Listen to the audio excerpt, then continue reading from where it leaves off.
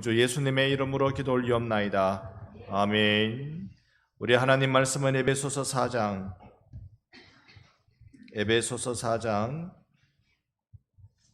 20절로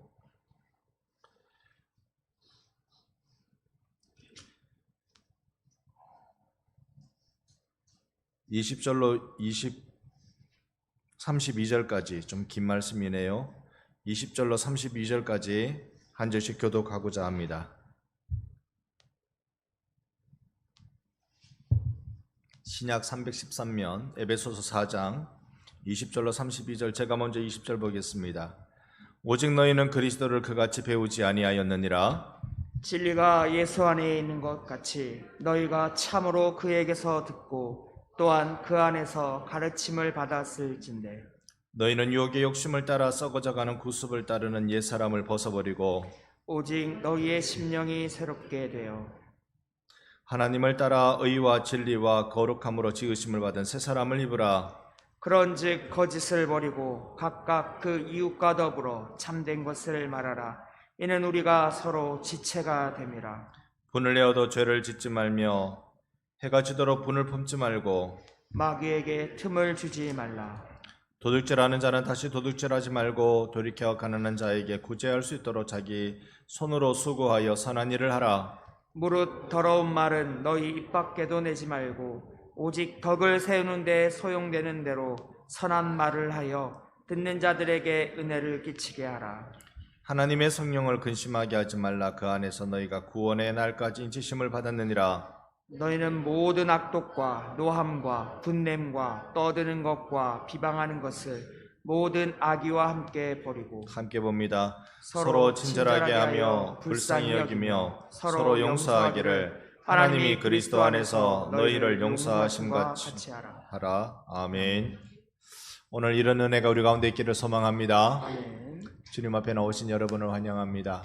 여러분은 이 연말을 어떻게 보내고 계십니까? 연말에 모임도 많을 수 있고 해야 할 미뤄놓았던 일들이 많을 수도 있습니다만, 우리가 이렇게 기도의 시간에 주 앞에 나와 부르짖으며 기도하려고 할 때 우리 하나님을 기쁘시게 드리는 감동의 시간이 될 줄로 믿습니다. 에베소 말씀을 우리가 잠깐 읽었습니다. 저는 이 말씀이 이 한 해를 마감하는 시점에서 우리에게 주시는 교훈이 있다고 믿습니다. 20절에 오직 너희는 그리스도를 그같이 배우지 아니하였다.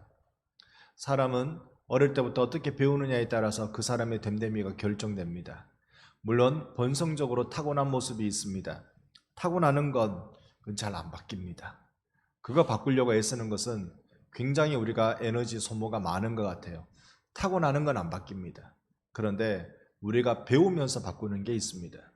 너희가 그리스도를 그렇게 배우진 않았다. 예수를 여러분 배워도 똑바로 배우는 우리가 되기를 소망합니다. 예수 그분이 누구신지, 우리에게 무엇을 원하시는지, 우리가 어떻게 해야 되는 것인지, 이걸 우리가 분명하게 배우기를 원합니다. 그 내용들을 이렇게 우리에게 알려주는데요. 여러분, 신앙생활 하는데 정말 중요한 것은 사실 배우는 겁니다. 교회라고 할 때 교자가 무슨 교자라고요? 가르칠 교자입니다. 이걸 대천덕 신부님은 가르칠 교자라고 잘못 썼다. 사실은 교제할 교자를 써야 된다. 그렇게 말한 바가 있습니다만 반대입니다. 저는 그 의견에 반대합니다. 교회는 가르치는 곳입니다. 교회는 언제나 진리를 배우는 곳입니다. 이 배움이 없다면, 바른 배움이 없다면 우리의 신앙은 늘 모래 위에 세운 집과 같은 일이 되어버리고 맙니다. 여러분, 올 한 해 동안 그리스도를 어떻게 배우셨습니까? 그리스도께로부터 여러분은 무엇을 배우셨습니까? 그 내용들을 우리가 오늘 잠깐 보면, 사실 이 배움에 있어서 21절에 보면 진리가 예수 안에 있는 것 같이 너희가 참으로 그에게서, 그 다음에 듣고 그 안에서 가르침을 받았을진대. 듣는 것과 가르침을 받는 것이 매우 중요합니다.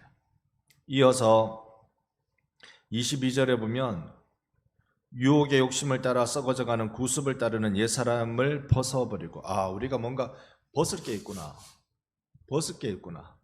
여러분, 이거 벗을 걸 벗어야 입을 걸 입을 수 있습니다. 여러분, 오늘 이제 이 기도의 모임을 마치고 집에 돌아가시면 아무래도 여러분이 입고 계신 외투를 벗으시겠죠? 그리고 가능하면 잘 때 입는 옷으로 갈아입으시겠죠? 벗을 걸 벗어야 입을 걸 입을 수 있습니다.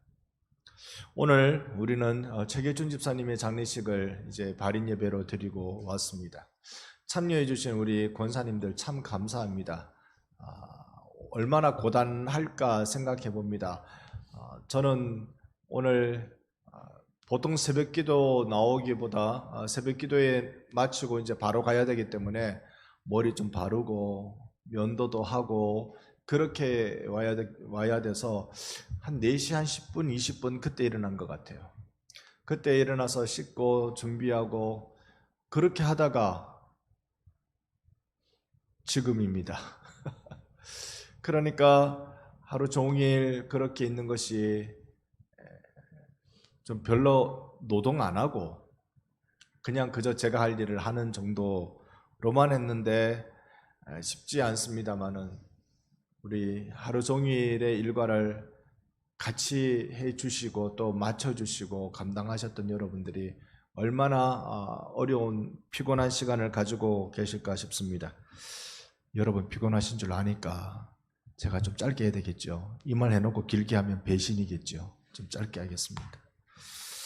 그런데 여러분 우리가 교회는요 항상 그리스도를 듣고 그리스도를 배워야 되는 곳이에요. 오늘 최계준 집사님의 그 장례를 하면서 사람이 죽으면 뭘 입습니까? 수의를 입습니다. 그렇죠? 사람이 죽으면 수의를 입습니다. 그 모습을 보지는 못했지만 관이 나갈 때 분명히 그 안에 수의를 입고 계신 집사님이셨을 것입니다. 수의를 입습니다. 그런데 그걸 22절에는 뭐라고 말합니까? 옛사람의 모습이라고요. 여러분 죽음의 옷이 아닌 생명의 옷을 입으시기를 바랍니다. 이 죽음의 옷이 아니라 그 생명의 옷이 무엇일까? 죽음의 옷은 구습을 따르는 옛사람의 옷이에요. 그러니까 복음이 아닌 것들로 우리를 올가매고 있는 모든 것들이 우리의 이 구습 옛사람의 옷이란 말입니다. 이걸 벗어야 합니다. 그리고는 23절에 너희 심령이 새롭게 되고 24절에 어떤 옷 의와 진리의 거룩함으로 지으심을 받은 새 사람을 입는 우리가 되기를 소망합니다. 은혜의 옷을 입어야 돼요. 은혜의 옷을 우리가 입어야 그래야 우리가 성도의 삶의 기쁨을 누릴 수 있습니다. 똑같은 찬양을 하고 똑같은 말씀을 듣고 똑같은 기도의 시간에 함께해도 우리가 충만해지고 우리가 감격하고 우리가 그런 모습 속에 있는 건 우리 은혜 받을 옷을 입고 있기 때문에 그렇습니다. 여러분의 마음이 주 앞에서 이 시간 열려지는 은혜가 있기를 축원합니다. 그래서 이 은혜 받은 은혜의 옷을 입는 사람들의 4가지 특징이 우리가 읽었던 그 내용들 속에서 쭉 한번 나옵니다. 올 한 해를 우리가 마감하면서 여러분의 자신을 여기에 성경이 가르쳐주는 4가지의 특징에 여러분 한번 대비시켜 보시기를 바랍니다. 25절에 보면 무엇을 버리고? 거짓을 버리고. 거짓 반대가 뭘까요? 참입니다. 그래서 각각 그 이웃과 더불어 무슨 말? 참된 것을 말하라. 여러분 가운데는 거짓이 내려놓아지고 참이 있기를 바랍니다. 거짓은 어떨 때 거짓이 나타나나요? 나를 갑자기 보호해야 할 때, 변명해야 할 때, 그때 거짓이 싹싹 들어옵니다. 나도 모르게 거짓말이 나와요. 여러분, 그건 정말로 스스로를 부단히 노력하지 않으면 쉽게 그럴 때는 거짓말이 나옵니다. 그리고요, 그럴 때 거짓말은 얼마나 머리가 잘 돌아가는지 남이 들으면 참말처럼 여겨질 말들이 착착 돌아갑니다. 경험해 보셨습니까? 이거는 제가 제 스스로를 놀래고 있습니다. 내게 이런 잔머리가 잘 돌아가다니. 제 스스로 놀래고 있습니다. 여러분, 거짓을 우리가 내려놓고 참을 말하려고 노력해야 할 것입니다. 우리 평생의 숙제입니다. 거짓이 아닌 참을 찾으려는 마음이죠. 두 번째 보면 26절에 뭘 내지 말아야 될 것 같아요? 분. 여러분 분노, 화 내기 쉽죠? 오늘 이 밤에는 전부 다 은혜 많이 받으신 분들만 오신. 여러분 어때요? 분노가 나지 않습니까? 화가 나지 않습니까? 저는 화나는 일 사람들한테 안 들키려고요. 가족들한테 안 들키려고 화장실에서 욕을 합니다. 밖으로 얼마나 새 나가는지는 모르겠지만 화장실에서 욕을 합니다. 이게 분노라는 게, 내 속에 화라는 게 참아서 둔다고 해결도 되는 것도 아니더라고요. 물론 뿜어낸다고 해결되는 것도 아니고, 이건 사실 내가 해결할 수 없는 것인가 보다 생각이 들어요. 이게 막 치밀어 오르잖아요. 이걸 극복하는 방법이 있어요. 성경은 이걸 극복하는 방법을 제시하고 있는데, 오늘 여러분 4가지라고 말씀드렸습니다. 처음에는 거짓 대신 뭘 해라? 참의 말을 해라. 두 번째, 분노하는 것 대신 무엇을 하라고 할까요? 이게 저 뒤에 보면, 여러분 좀 어두워서 성경이 안 보일 수도 있습니다만 방송에서 몇 절 그러면 바로 딱 보여줄 수 있나요? 방송에서 여러분 32절에 보면 이렇게 말씀합니다. 32절 마지막 절인데요, 딱 보면 우리로 이렇게 살라고, 같이 읽어봅니다. 서로 친절하게 하며 불쌍히 여기며 서로 용서하기를 하나님이 그리스도 안에서 너희를 용서하심과 같이 하라. 아멘. 따라합시다. 불쌍히 여기기. 불쌍히 여기기. 이게 분노를 극복하는 방법이에요. 불쌍히 여기는 게 분노를 극복하는 방법입니다. 오늘 우리가 이 25절부터 32절까지 4개의 주제가 쌍을, 각각 긍정과 부정의 내용으로 쌍을 이루고 있거든요. 4개의 주제가. 그 내용들을 우리가 살펴보는데, 첫 번째는 거짓과 참이었다면, 두 번째는 노함과 불쌍히 여김입니다. 불쌍히 여겨야 내 속에 분노가 사라집니다. 분노라는 걸 내가 가라앉히고만 있으면 이 물 밑에 찌꺼기가 남는 것처럼 그건 그렇게 잠재되어 있어요. 한번 숟가락 가지고 이렇게 싹 휘저으면 밑에 쫙 올라오는 것처럼 그건 감당이 안 됩니다. 분노는 빼내야 돼요. 어떻게 빼내느냐? 그건 불쌍히 여기는 것에서 빼내는 것입니다. 여러분, 남편이 되게 미울 때 어떻게 하라고요? 남편을 어떻게 하라고? 한 대 쥐 차뿌라고. 어떻게 하라고? 불쌍히 여기라고. 여러분, 여러 주부들께서 남편을 불쌍히 여겨주시기를 간곡히 부탁드리는 바입니다. 불쌍히 여기시는 거. 물론 남편도 똑같고 마찬가지고, 서로 불쌍히 여기는 것이, 이것이 분노를 극복하는 방법이에요. 교회 안에서도 마찬가지입니다. 내가 분노가 일어나는 대상이 있습니까? 그를 불쌍히 여기기. 하나님 앞에 기도해야 됩니다. 하나님, 불쌍히 여기게 주옵소서. 그러면 내 눈이 다른 것을 보기 시작합니다. 분노가 일어날 만한 그 잘못이 내 눈에 보이다가 그 보임이 사라지지는 않지만, 왜 그랬을까가 보입니다. 왜 그랬을까? 그게 불쌍히 여김으로 이어지기 시작합니다. 그리고 이제 세 번째로 한번 볼까요? 4장 28절에 보면, 28절에 이걸 하지 말라 그러는데요, 바로 도둑질입니다. 같이 읽어봅니다. 도둑질하는 자는 다시 도둑질하지 말고 돌이켜 가난한 자에게 구제할 수 있도록 자기 손으로 수고하여 선한 일을 하라. 아멘. 도둑질하는 것 반대가 선한 일입니다. 즉 가난한 자에게 구제할 수 있도록 하는 것. 도둑질은 남의 것을 빼앗는 거잖아요. 선한 일은 내 것을 남에게 주는 일입니다.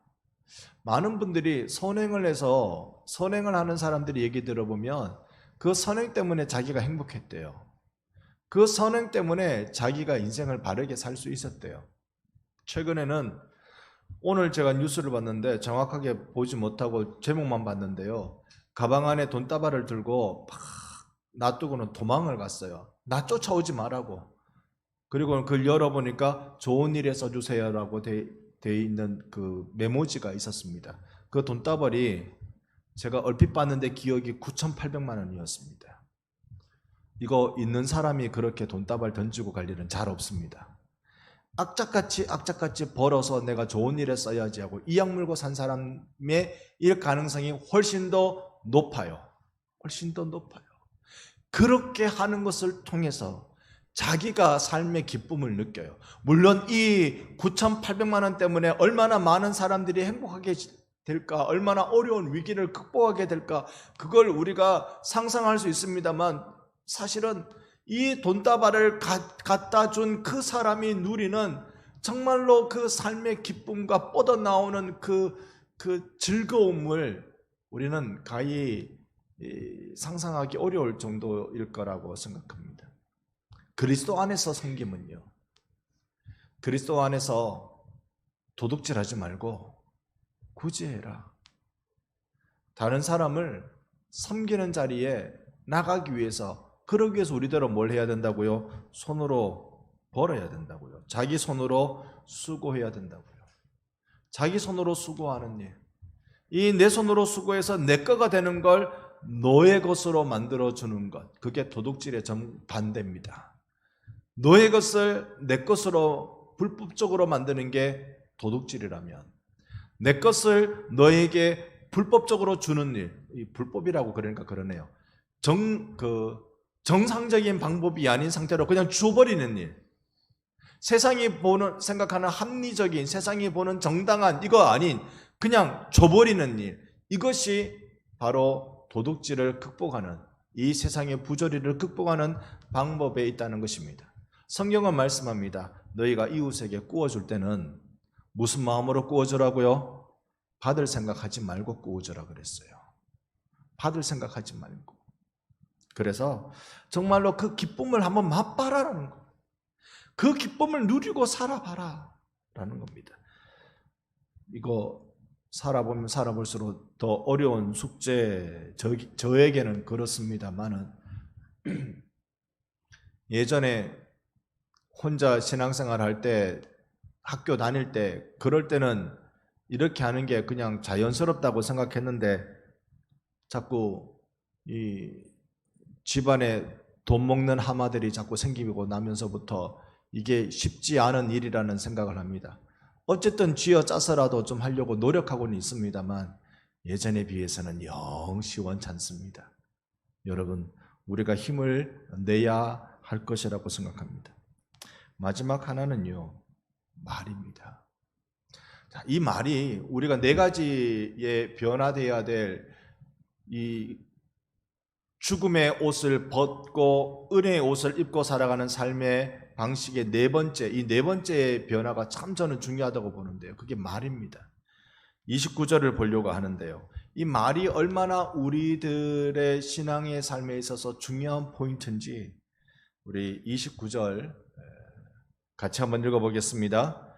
무릇 더러운 말은 너희 입 밖에도 내지 말고 오직 덕을 세우는데 소용되는 대로 선한 말을 하여 듣는 자들에게 은혜를 끼치게 하라. 아멘. 여러분, 이렇게 하시기를 축복합니다. 우리가 말 잘못했던 거, 그거 회개하십시다. 말 잘못했던 거.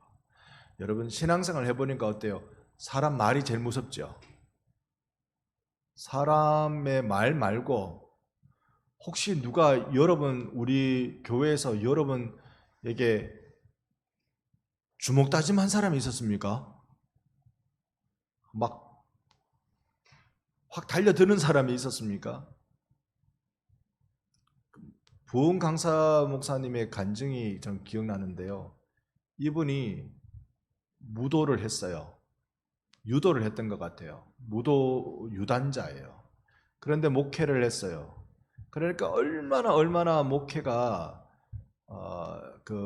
목회는 사실 목회자의 인격이 많이 닦여져야 되는데, 저는 정말 산 넘어 산이고 태산 같은 일이라고 생각합니다만은, 이분이 그런 게 힘들었던 거예요. 늘 자기를 힘들게 하는 사람이 있었어요. 자기를 힘들게 하는 사람 참고 또 참고 또 참고, 그러다가 안 돼가지고, 정말 그러다가 안 돼가지고 따로 불러냈대요. 불러내서 유단자로서의 실력을 유감없이 발휘했다는데, 여러분, 누가 우리들을 멱살 잡은 일이 있습니까? 누가 우리를 향하여서 뭐 몽둥이를 들었습니까? 그런데 우리는 왜 이렇게 신앙생활을 하는데 힘들다라는 말들을, 힘들다라는 느낌을 많이 받죠? 말 때문에 그렇습니다. 이 말로 다른 사람을 실족하게 하는 것을 오늘 성경은 29절은 뭐라고 말하느냐? 더러운 말이라고 말합니다. 더러운 말. 아무리 거기에다 포장을 잘해놔도 더러운 말입니다. 결과가 그 사람을 실족하게 했다면, 그 사람을 변화시키는 데 나가지 못하고 실족하는 데 했다면 그건 더러운 말이 되는 것이죠. 여러분, 그 대신 우리에게는 무엇을 하라고요? 덕을 세우는 데 쓰임받는 말, 선한 말, 그래서 듣는 자들에게는 무엇이 끼쳐지는? 은혜가 끼쳐지는 말. 여러분들에게는 이런 말이 이제 자연스러워지시기를 바랍니다. 만나면 이제 선한 말 하는 것이 이제는 자연스러운 자리에 나가십시다. 내가 왜 더러운 말을 많이 할까요? 그렇다고 욕을 육두문자 써가면서 하는 건 아니잖아요. 교회에서 신앙생활 하는데 우리가 막 이렇게 하진 않잖아요. 그럼에도 불구하고 아무리 포장을 잘해도 실족하게 하는 그 말은 더러운 말입니다.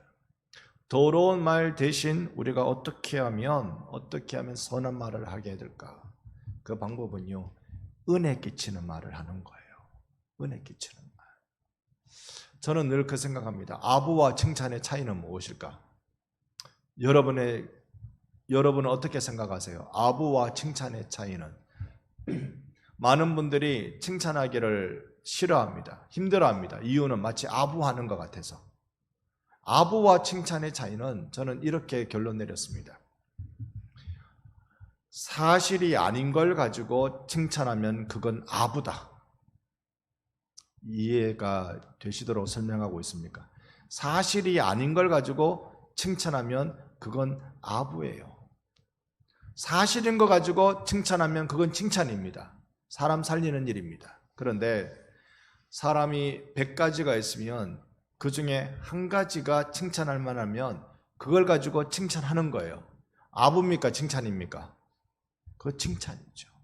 이렇게 해나가야 한다는 것. 자, 에베소서는요, 우리가 교회론 이야기할 때 에베소서 성경을 제시합니다. 그러면서 교회의 신앙생활은 이렇게 해야 된다는 걸 보여주는 것이 에베소서의 특징입니다. 더군다나 우리가 4장쯤 읽었으니까 전반부의 교리적 내용을 넘어서 후반부의 실천적인 부분으로 들어가는 장을 우리가 읽고 있는 것입니다. 이렇게 실천적인 교회 생활에서의 실천적인 부분에 있어서 우리가 구체적이어도 너무 구체적인 내용 4가지를 읽었습니다. 이게 죽음의 옷을 벗고 은혜의 옷을 입은 자의 모습이라는 걸 기억하십시오.